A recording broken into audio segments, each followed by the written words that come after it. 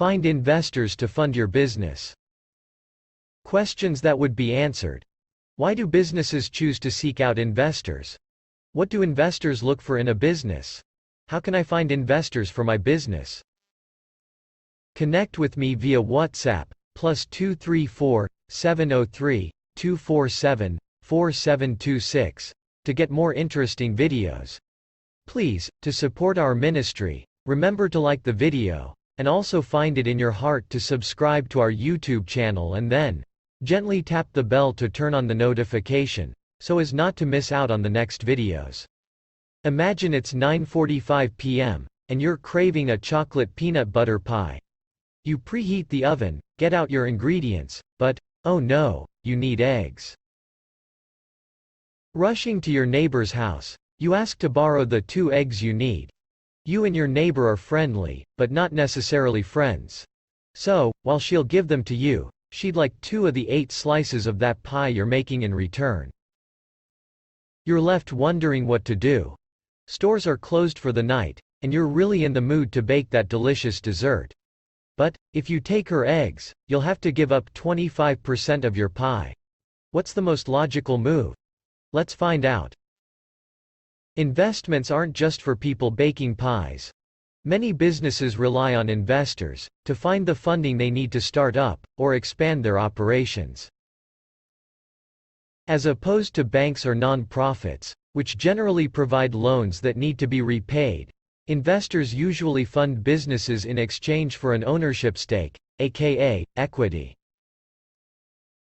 Having equity allows investors to share in your profits if your business does well. If you don't succeed, though, they might walk away with nothing. It's often riskier than providing a loan, but it could give the investors a larger payoff. Since investments can be risky, not everyone is willing to get into the game. But, hopefully, you can find someone who wants to work with you.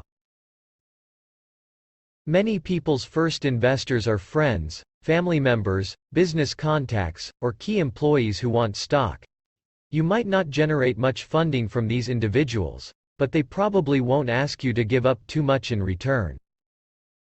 There are also professional investors like venture capitalists, VCs, and angel investors. VCs typically give large amounts of funding to businesses at their earliest stages. They're willing to take big risks on companies in the hopes of big rewards. Angel investors, meanwhile, tend to base investments on business owners' visions and personal potential. They often give more generous terms and guidance than other investors, providing the businesses they invest in more time to make a profit. No matter who you work with, though, taking money from any investor will offer advantages and challenges. On the positive side, you won't be racking up debt like you would with a loan.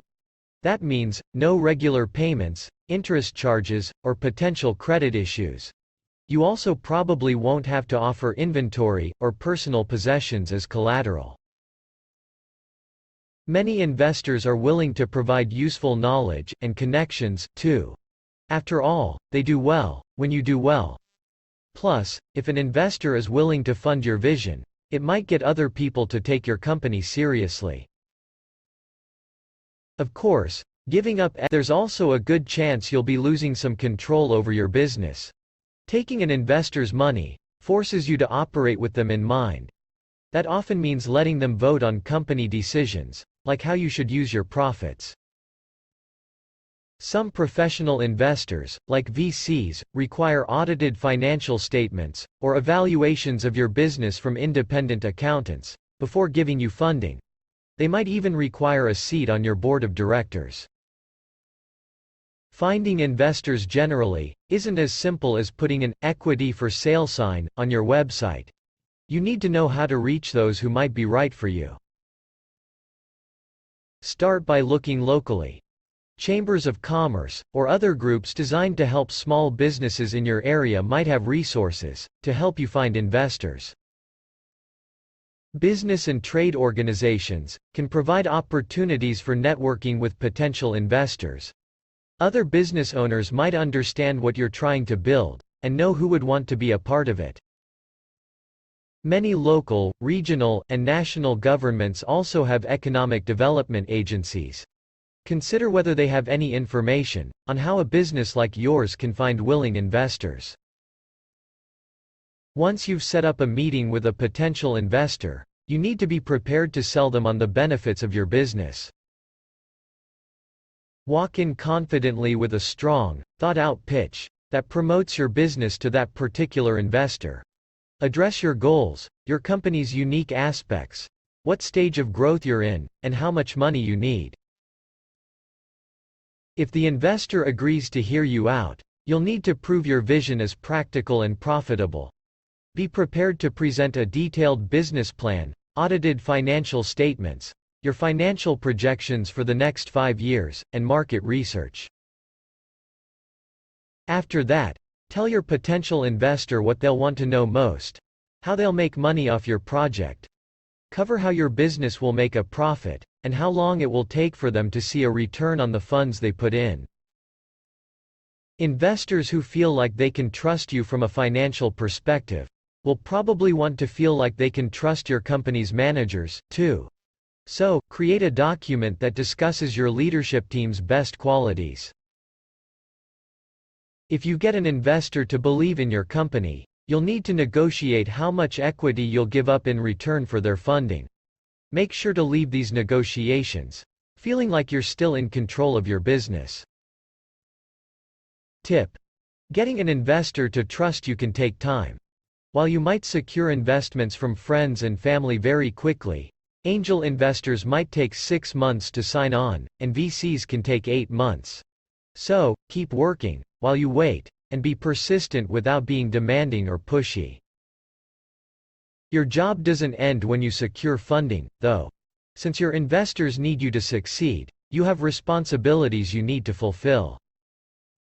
In your negotiations with investors, you'll probably have to specify a timeline for their returns, how the investments will be used, and more. So, you'll have to adhere to these details after you get your funding. You'll also need to give professional investors an exit strategy, when and how they can sell their stake and cash out. Keep this info in mind as you work. If your investors exit, you'll want to be profitable enough to thrive on your own. Do this now. It's important to be prepared if you're hoping to appeal to potential investors. Let's see if you have what you need to put yourself in a position to secure some funding. I'm ready.